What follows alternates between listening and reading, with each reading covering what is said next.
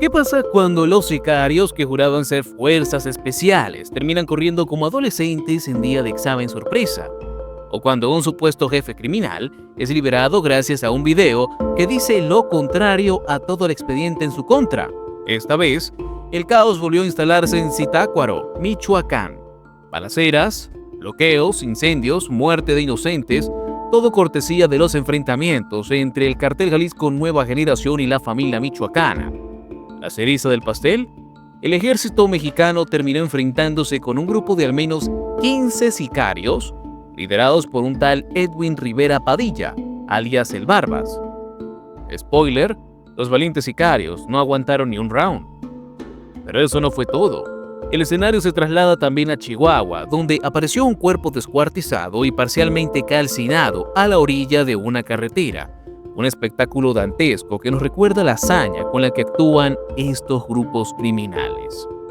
Y mientras tanto, en otro rincón del país, un juez decidió que el presunto líder del llamado Cartel del Mar, Óscar Parra, alias el Tecolín, podía seguir su proceso en libertad. ¿La razón? Detalles en su detención que no coinciden con la narrativa oficial. ¿Qué pasa cuando el crimen es más eficaz que la justicia? ¿Y si los que dicen protegernos son los que terminan recogiendo los restos? Vamos por partes.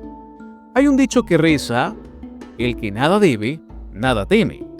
Aunque aparentemente eso no aplica cuando eres parte del CJNG y escuchas que el ejército viene por ti. La escena se desarrolló en Zitácuaro, Michoacán, donde los enfrentamientos entre sicarios del Cartel Jalisco Nueva Generación y la familia michoacana dejaron un saldo trágico. 2 niños asesinados mientras regresaban de la escuela, vehículos robados, camiones incendiados, vialidades bloqueadas y hasta un Oxxo reducido a cenizas. Y si eso ya sonaba a guerra, lo que siguió fue aún más demente. Elementos de la Sedena, al levantar los bloqueos, se toparon con un grupo de al menos 15 sicarios del CJNG, armados hasta los dientes y liderados por Edwin Rivera Padilla, mejor conocido como el Barbas. El enfrentamiento comenzó a eso de las 3 de la tarde, y como dicta la tradición no escrita del sicario moderno, cuando la cosa se pone seria, corren.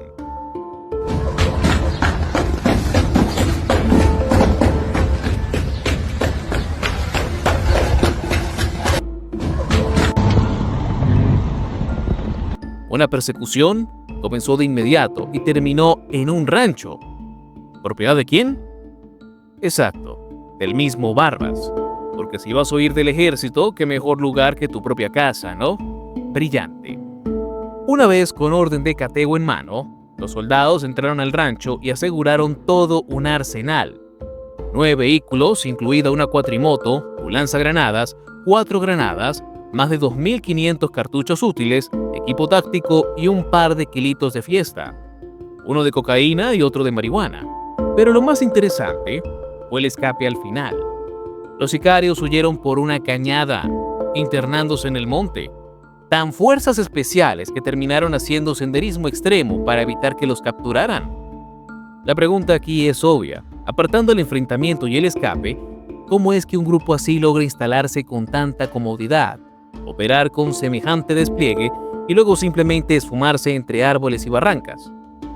Si ellos dejan mucho que desear como supuestas fuerzas especiales de un cartel, creo que tampoco habla muy bien del ejército que se les escaparan. Pero bueno, al menos hubo decomisos, ¿no? Mientras en Zitácuaro corrían por el monte, en la carretera Chihuahua-Ojinaga, aparecía uno de esos recordatorios de que el infierno no tiene una sola entrada.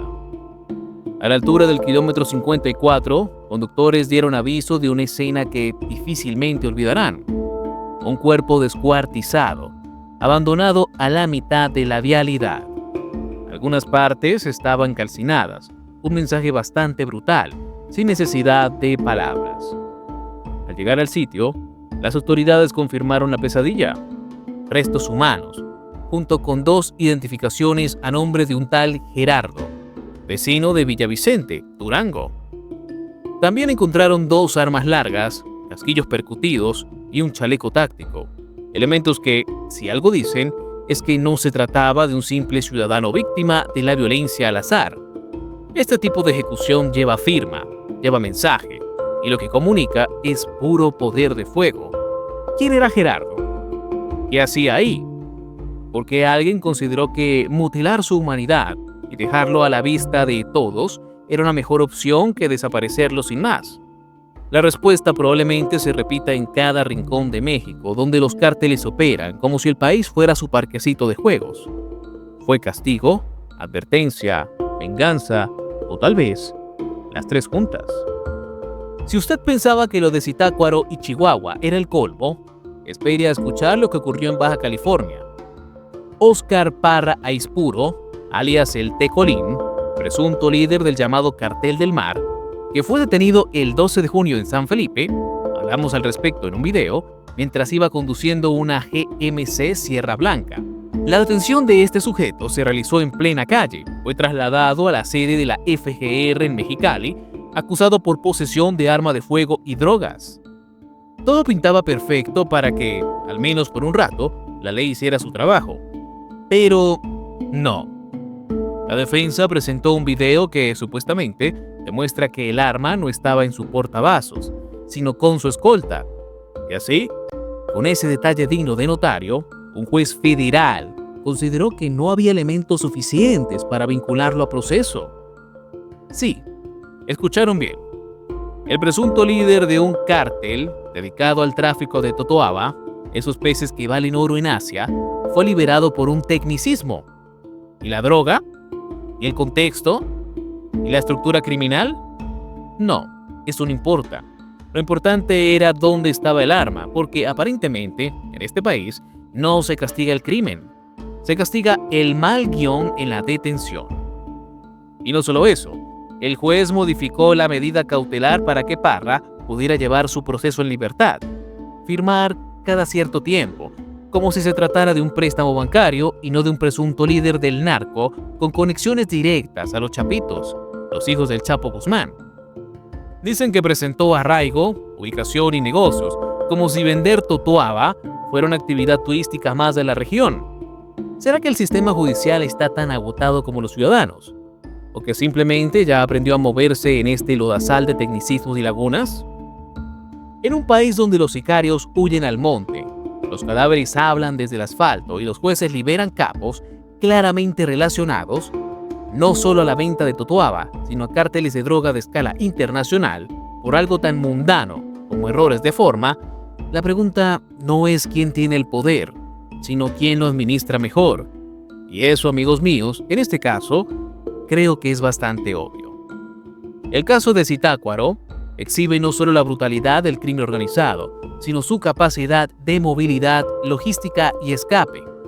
El CJNG no improvisa, actúa, huye y se reagrupa con velocidad alarmante.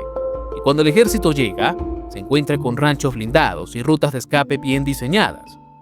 ¿Cómo no lo vieron venir antes?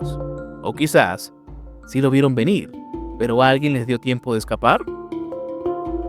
En Chihuahua, la violencia se volvió un espectáculo. La carretera como escenario, el cuerpo como mensaje, el miedo como método.